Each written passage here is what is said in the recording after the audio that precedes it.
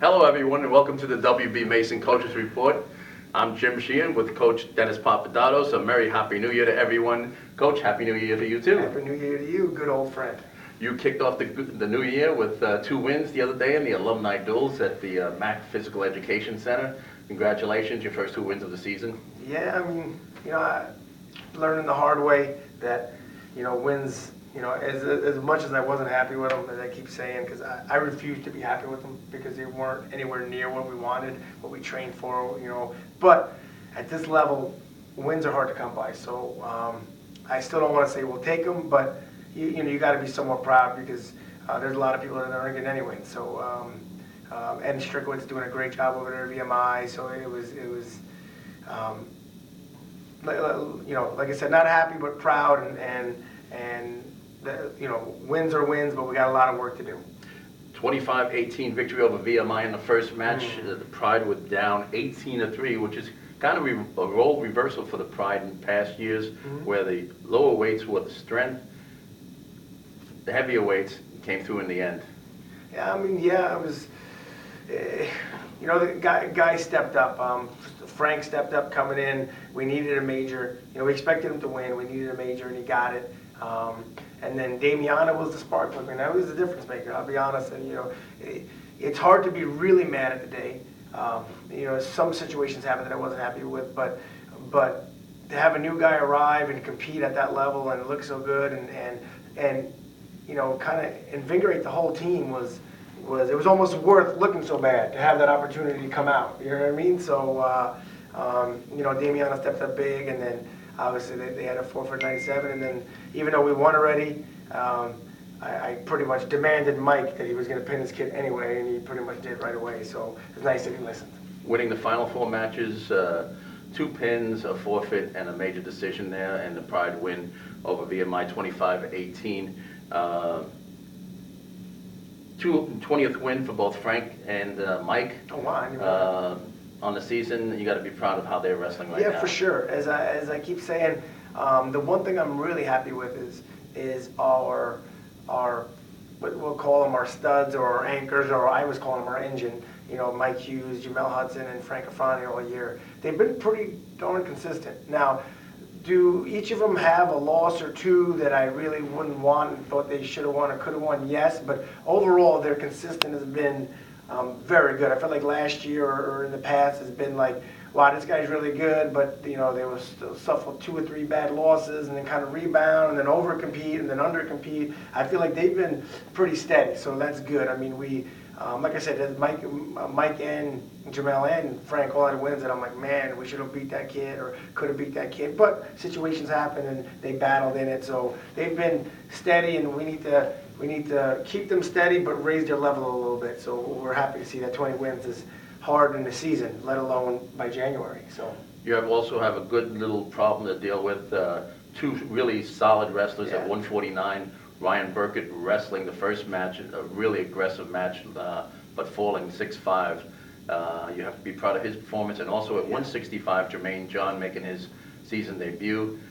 He also went down in defeat, but it was good to have a solid 2 now at 165. For sure, and look at that alone. Like you said, Jermaine was his first time down at 65 in years. So I think that he's definitely going to compete well. But he made it down, and obviously plans on staying down. And Bobby Fair has been struggling. And now with the emergence of Jermaine down, all of a sudden Bobby showed back up. And you know what I mean? And at 49, those 2 guys both want to be the guy, and they are going after it, and they're going at it. So it's trial by fire, and men are being made. So that's where depth brings us. That's why we need more depth. We need guys in. You got to be afraid that if you're not doing what it takes, you're going to lose your starting spot. That's how the best teams in the country have it. So those guys, you're almost always on call, and it's you got to tiptoe the line a little bit. You don't want to put too much pressure and cutthroat, but at the end of the day, there's got to be more to it than well, what's coach going to do? Even if I don't compete well, they got no one else to put in there. So it's a good problem to have. He wrestled real well.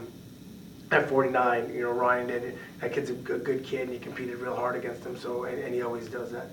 And everybody said, you know, it's great to see aggressiveness out there. Ryan Burkett certainly did that on Sunday. Second match, once again, the Pride go down, not as bad, 9-0 this time before rallying, winning 4 of the last 5 to win 27-16 over Bloomsburg. And you called it last week on the show that these were 2 winnable matches, and they certainly were. No, for sure. And, you know, and I feel like we could have won the last one. I feel like Omar had 2 matches in 1 match. He started off, he was down like 12-0, like right away. And then after it was 12-0, he kind of won the rest of the match. And I told him that, you know, but hopefully halfway through that match, that's his turning point. But he does everything right. He's got a 3.4 GPA as a true freshman. He's really works super hard, always doing the extra. That's why he's another one like Bobby.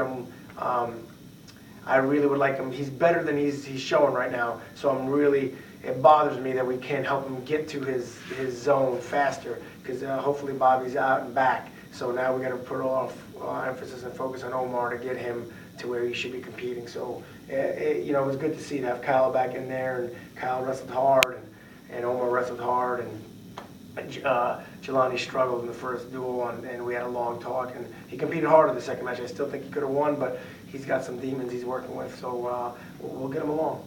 And 4 guys with 2 wins yet on Sunday. Jamel Hudson with a win and a 4-foot win. Frank Affronti, obviously. Corey Damiano. There you go. Had a great day. A pin in the tech. Can't get better than that. And he was like teching the kid before he pinned the first kid.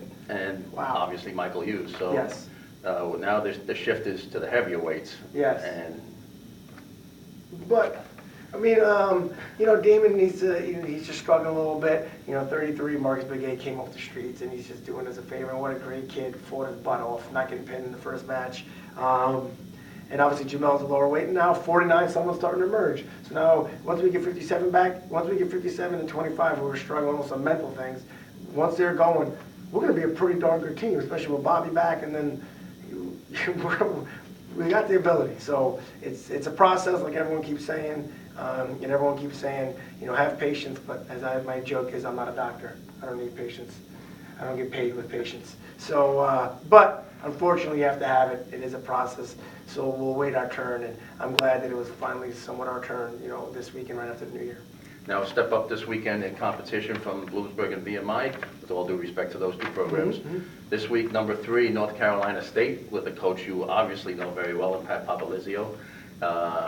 And the number 3 Wolfpack looking very good this year. They are. I mean, they're undefeated. They beat Oklahoma State when they were ranked number 1, and then they kind of beat them pretty handily. So yeah, I mean, yeah, me and Pat got long history.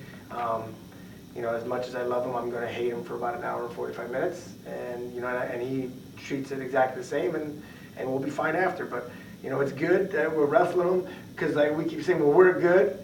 And 2 of the weights we're good, where we feel like Jamel and Hughes. You know, Jamel's been ranked as high as 9th. You know, and Hughes has been in the top 20.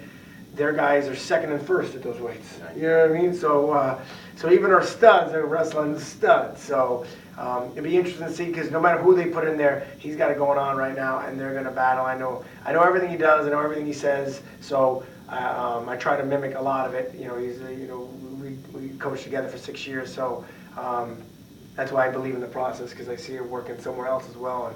And I probably mimic his process that we kind of built together at Binghamton the most of everyone else. So yeah, it's going to be a tall task, but as long as you're you know, up for the challenge, it's more than possible to get done. So you know, we match it pretty well, so let's go in and take our victories. Kevin Jack, you mentioned that at 141 going up against Jamel, and then with Nick Gwizdowski, yes, going number 1 at the heavyweight, going up against against Michael Hughes. Yes.